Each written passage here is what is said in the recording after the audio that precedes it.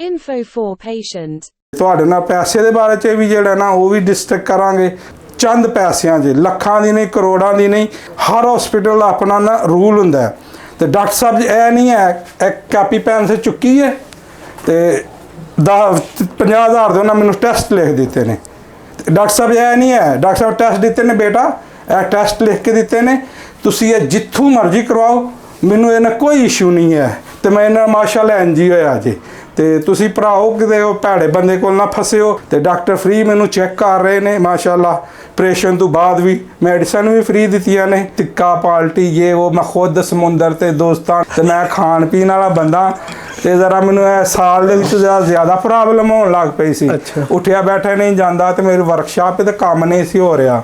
ਉਹਦਾ ਵੀ ਮੈਂ ਨੰਬਰ ਦਿਆਂ, ਉਹਨਾਂ ਨੂੰ ਤੁਸੀਂ ਗੱਲ ਕਰ, ਝੂਠ ਵਾਲੀ ਦੀ ਕੋਈ ਗੱਲ ਨਹੀਂ ਹੈ। ਜਿਹੜੀ ਤੁਸੀਂ ਅੰਗੀਠੀ ਰੱਖੀ ਹਾਲੇ ਵੀ ਉਹਦਾ ਇਸਤੇਮਾਲ ਕਰੋਗੇ? ਥੋੜਾ ਇਨਸ਼ਾਅੱਲਾ ਹੁਣ ਤੋਂ ਪਰਹੇਜ਼ ਕਰਨਾ ਜ਼ਰੂਰੀ। ਹਾਂ, ਥੋੜਾ ਪਰਹੇਜ਼ ਕਰਾਂਗੇ ਇਨਸ਼ਾਅੱਲਾ। ਤੇ ਸਰਜਰੀ ਤੋਂ ਪਹਿਲਾਂ ਕੀ ਮਹਿਸੂਸ ਕਰਦੇ ਤੇ ਸਰਜਰੀ ਪੈਰ ਜੀ ਮੇਰੇ ਕੋਲ ਉੱਠਿਆ ਨਹੀਂ ਹਜੇ ਜਾਂਦਾ ਭਾਜੀ।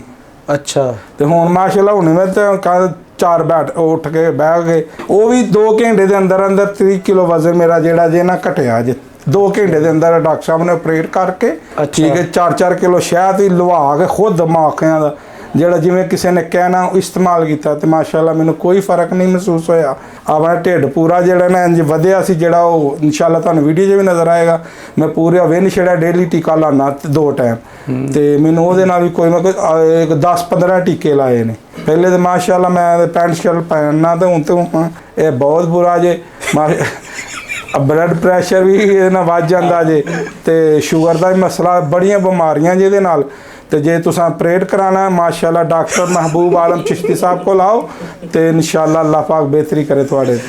अस्सलाम वालेकुम नाज़रीन, आज हम लाहौर के हॉस्पिटल में मौजूद हैं और हमारे साथ मोहम्मद आज़म है जो कि डॉक्टर महबूब आलम चिश्ती साहब के पास आए थे। इनका बेसिकली इशू था मोटापे का। तो हम जानते हैं आज़म साहब से का इतना वेट कैसे इन्होंने गेन कर लिया, कैसे इन्होंने डिसीजन लिया कि डॉक्टर साहब से मिले या इसका कोई इलाज करवाएं। अस्सलाम वालेकुम सर। वालेकुम सलाम, बिस्मिल्लाह रहमान रहीम। जी आज़म साहब की हाल ने खैरियत है? हाँ जी अल्हम्दुलिल्लाह। मैं डॉक्टर साहब का बहुत मशहूर हाँ। हॉस्पिटल भी गया लेकिन उत्थे मैनू फायदा नहीं होया। उन्हें मेरा फोटो शूट किया, बस पेमेंट बारे भी कोई गलबात नहीं, उन्हें मैनू सर्टिफाई नहीं कर सके।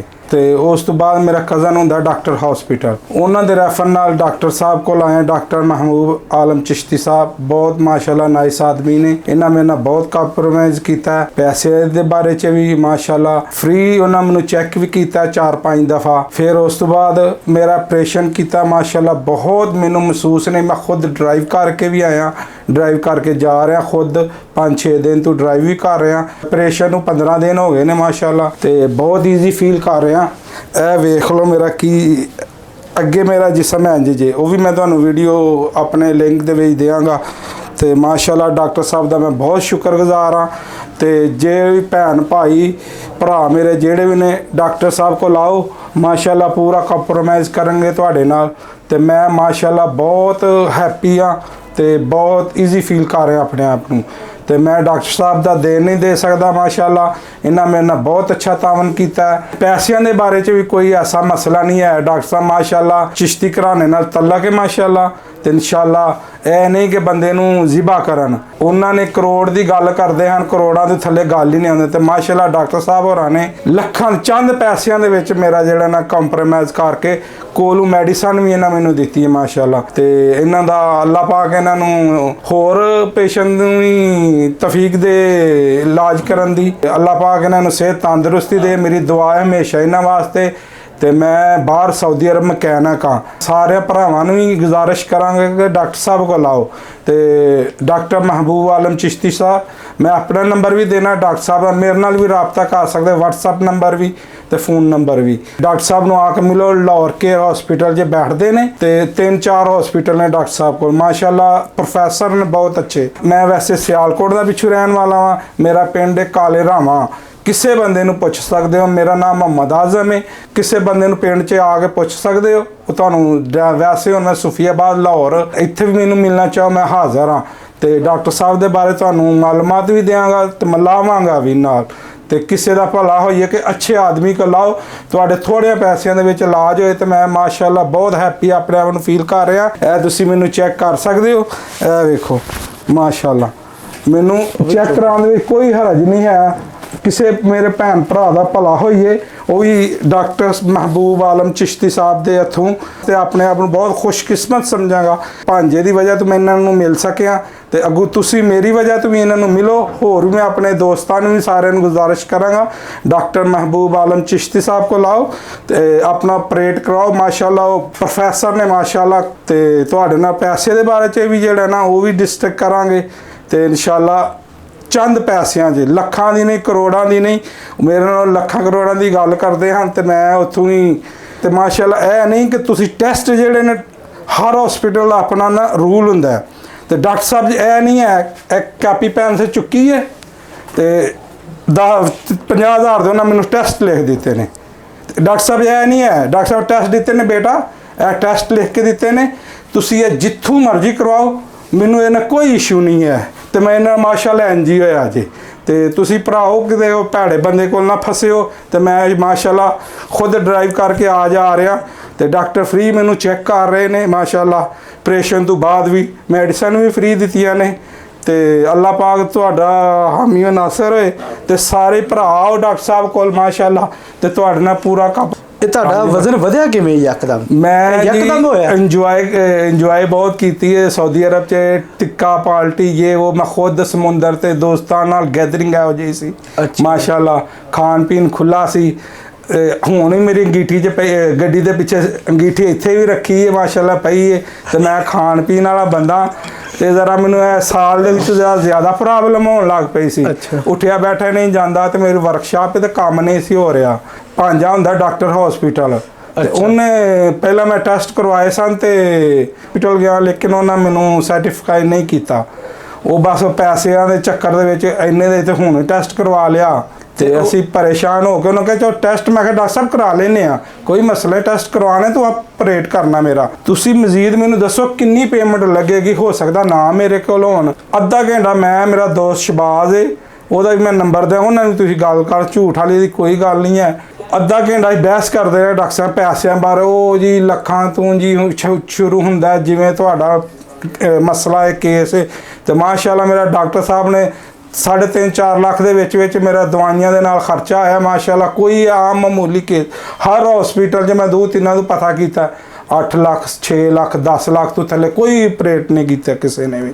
ਮੇਰੇ ਨਾਲ ਗੱਲ ਨਹੀਂ ਕੀਤੀ ਇਹਨਾਂ ਪੈਸਿਆਂ ਤੋਂ ਇਲਾਵਾ। ਤੇ ਮਾਸ਼ਾਅੱਲਾ ਮੈਂ ਡਾਕਟਰ ਸਾਹਿਬ ਨੂੰ ਜਿਵੇਂ ਕਿਹਾ ਨਾ, ਡਾਕਟਰ ਸਾਹਿਬ ਕਹਾ ਆਮੀਨ ਬੇਟਾ, ਕੋਈ ਮਸਲਾ ਨਹੀਂ, ਤੂੰ ਭਾਈ ਹੈ ਸਾਡਾ, ਤੇ ਜਿਵੇਂ ਤੂੰ ਰਾਜ਼ੀ ਅਸੀਂ ਤੇਰੇ ਨਾਲ। ਤੇ ਕੋਈ ਵੀ ਪੇਸ਼ੈਂਟ ਆਏ ਮਾਸ਼ਾਅੱਲਾ ਫਿਰ ਵੀ ਡਾਕਟਰ ਸਾਹਿਬ ਕੰਪਰੋਮਾਈਜ਼ ਕਰਨਗੇ ਤੁਹਾਡੇ ਨਾਲ।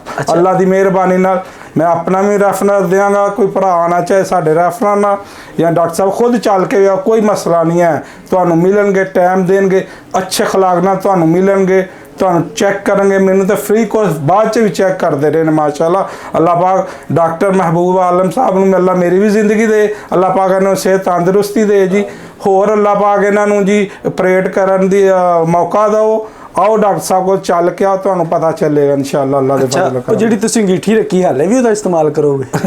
ਥੋੜਾ ਇਨਸ਼ਾਅੱਲਾ ਹੁਣ ਤੋਂ ਪਰਹੇਜ਼ ਕਰਨਾ ਜ਼ਰੂਰੀ। ਹਾਂ ਥੋੜਾ ਪਰਹੇਜ਼ ਕਰਾਂਗੇ ਇਨਸ਼ਾਅੱਲਾ, ਤੇ ਨਾਲ ਡਾਈਟ ਪਲਾਨ ਥੋੜਾ ਲਵਾਂਗੇ ਇਨਸ਼ਾਅੱਲਾ। ਅੱਛਾ, ਸਰਜਰੀ ਤੋਂ ਬਾਅਦ ਤੁਸੀਂ ਸਰਜਰੀ ਤੋਂ ਪਹਿਲਾਂ ਕੀ ਮਹਿਸੂਸ ਕਰਦੇ ਤੇ ਸਰਜਰੀ ਪੈਰ ਜੀ ਮੇਰੇ ਕੋਲ ਉੱਠਿਆ ਨਹੀਂ ਹਜੇ ਜਾਂਦਾ ਭਾਜੀ।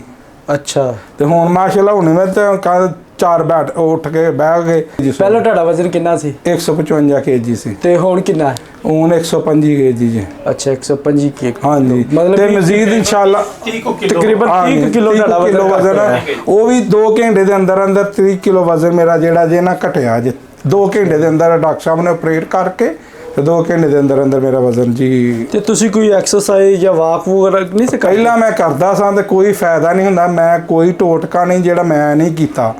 ਠੀਕ ਹੈ, 4-4 ਕਿਲੋ ਸ਼ਹਿਦ ਹੀ ਲਵਾ ਕੇ ਖੁਦ ਮਾਖਿਆਂ ਦਾ ਜਿਹੜਾ ਜਿਵੇਂ ਕਿਸੇ ਨੇ ਕਹਿਣਾ ਉਹ ਇਸਤੇਮਾਲ ਕੀਤਾ, ਤੇ ਮਾਸ਼ਾਅੱਲਾ ਮੈਨੂੰ ਕੋਈ ਫਰਕ ਨਹੀਂ ਮਹਿਸੂਸ ਹੋਇਆ। ਫਿਰ ਕਜ਼ਨ ਮੇਰੇ ਨੇ ਡਾਕਟਰ ਸਾਹਿਬ ਹੋਰਾਂ ਕੋਲ ਮੈਨੂੰ ਲਿਆਂਦਾ, ਤੇ ਮੈਂ ਕੋਈ ਐਸਾ ਕਾਵਾ ਨਹੀਂ ਜਿਹੜਾ ਮੈਂ ਨਹੀਂ ਇਸਤੇਮਾਲ ਕੀਤਾ ਬਾਹਰ। ਉਹ ਕਹਿੰਦੇ ਮਾਸ਼ਾਅੱਲਾ ਮੈਨੂੰ ਕੋਈ ਫਰਕ ਨਹੀਂ ਮਹਿਸੂਸ ਹੋਇਆ।